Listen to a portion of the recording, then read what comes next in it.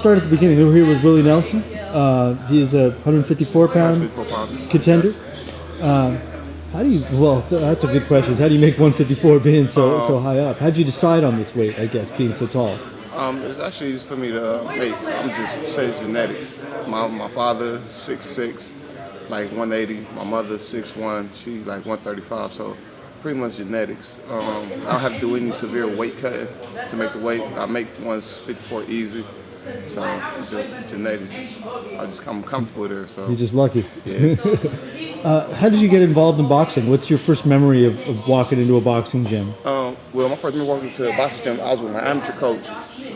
He happened to be my mailman, and I've been wanting to box since I was like 4 years old. My first fight I ever seen was Evander Holyfield versus George Foreman, and from me seeing that fight, I just knew I was gonna be a boxer. Like growing up, a lot of people asked me, which one be? Like you said, professional boxer. I just say heavyweight champion of the world, because that's all I knew at the time. Yeah. And it just so happened that my mailman was a boxing coach, and I kept persistently bugging about taking him to the gym, and he took me one day, and it's been love at first sight. Well, love at first fight. What was it like that first time getting in there? The first time sparring, and did you feel like you were at home in a sense? First time sparring, I actually got my head knocked off, but it was fun. Like, it was fun. I liked it. Like, it was fun. I sparred with this kid named Miguel Gonzalez. He's from Cleveland. Okay. And, he was there for like 2 years already. I sparred with him. Like I said, he knocked my head off. Like, he was hitting some good shots. Sparring like probably lasted like a minute, if that. but I just fell in love with it. I came back the next day and just kept coming back. What is it about boxing that you love? Is it just that it's the ultimate like sport? It's the ultimate single, like it's all about you. There's a team, but it's you. Well, one thing I love about boxing is not a team sport. Anything that happens is only up to you. I can't blame no one else for my faults. Can't blame no one else for my failure. Only thing you can do is like you can give like coaches praise for like helping you out during training, but you can't even really blame the coaches because you're the one in there. The coach is not in there. It's some things that the coaches may not see that you see in there. It's up to you to make the adjustments in the ring, and then come back to the coach and talk to him about it. And it's like that's the team. The team is in the corner. But I just love boxing because it's a one-on-one sport, and I'm a sore loser. I'm a sore loser, so I can't do no team sports. So that's why I love boxing. What brought you to Undisputed? I felt I needed a big change from Ohio. Nothing against Jack Lowe, but I just couldn't fight the way how he wanted me to fight. So I just sat down and just thought about it. Like me and Jack could have won a dozen other fights together. Like who's know? Me and Jack probably could have never won no more fights together. No one really know, but I just felt I couldn't fight the way how he wanted me to fight. So I called my manager and called my promoter and told him it's need for a change. Yeah. What do you feel here? I mean, this is a pretty unique gym in that it's it's got this kind of like high tech stuff going on, the hypoxic training, and you got access to Remy Korchemny, the sprint coach, and the snack dome. What is your take on adding all this other stuff to straight up boxing? Adding all this right here just make you better. Like I was already good. My name is the Great. I'm still trying to get there. I'm not great, but I'm getting there. That's like a level you put it up that's the level. Yeah, that's the level I have to live up to. Like I know that's my name, that's my ring name, but it's pretty much I set standard for myself. Like whenever someone speaks of Willie Nelson, I want them to always use Great. So that's why I chose the name Great. That's great. Talk to me about you and working with Brian and how you guys feel. It seems like you're starting to move and be more fluid now.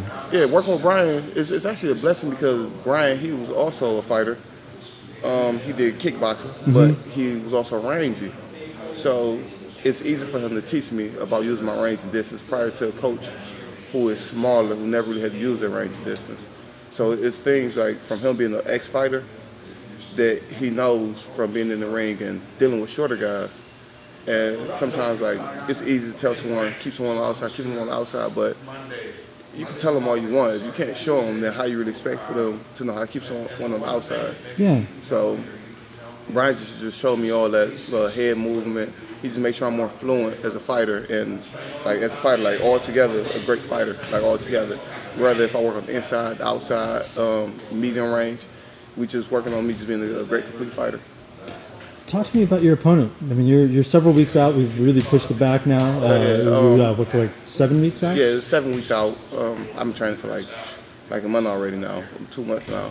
Wow. So, my opponent, I know he's a young kid from Detroit. Tony Harrison. Yeah, Tony Harrison. I'm familiar with him. It's the same scenario I'm always faced with.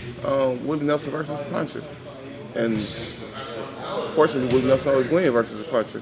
So it's the same story. Is he a puncher, or is his record better than it actually is? I only seen a few fights on him, and it's up to you to say for real. He fought a lot of, I ain't gonna say stiffs, but he fought a lot of guys that was past their prime. Right, guys at the right time. Yeah, he fought a lot of guys at the right time. So who's to say if he could really punch or not?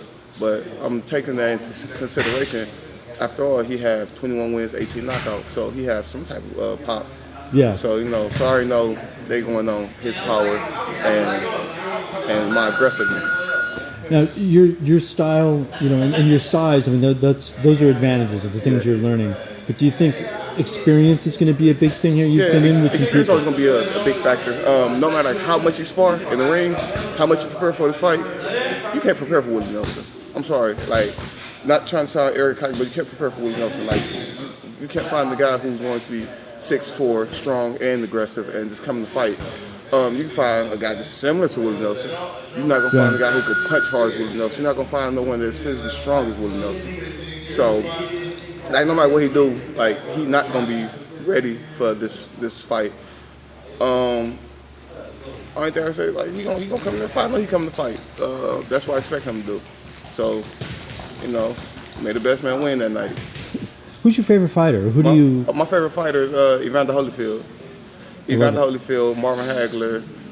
I'm about to give you my top five. My top five, in the exact order, would be Sugar Ray Robinson, from when I just fell in love with him watching this film.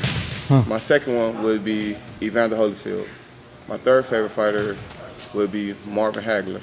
My fourth favorite fighter is Bernard Hopkins, and my least favorite is Meldrick Taylor. And as you see, all of them, they warriors and they love to fight. So I think that's why I got my fighting instincts from, the warrior, loving to fight, loving to get in and mix it up, because that's what all my favorite fighters love to do. So.